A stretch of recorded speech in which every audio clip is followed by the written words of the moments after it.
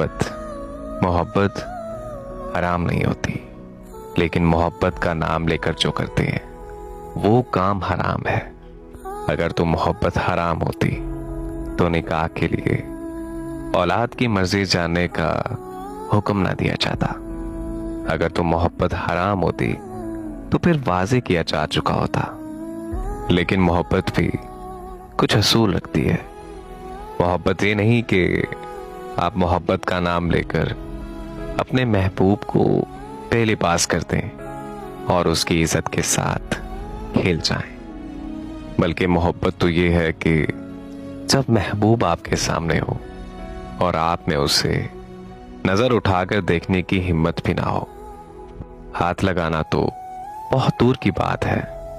मोहब्बत हया के पर्दे का नाम है, एक ऐसा पर्दा जो आपके दिल में एक शख्स की इज्जत को बढ़ाकर उसे खास कर दे। मोहब्बत ऐसी कि आपकी नजरें हर किसी पर न ठहर जाएं, बल्कि वो एक ही इंसान के नजर आने का इंतजार करें। मोहब्बत तो वो है जिस तक पहुंचने के लिए आपको पहले अल्लाह तक पहुंचना पड़े। मोहब्बत एक इल्हाम की तरह है, और इल्हाम महज खास लोगों को होते हैं। खुद को उस इल्हाम के काबिल बनाएं।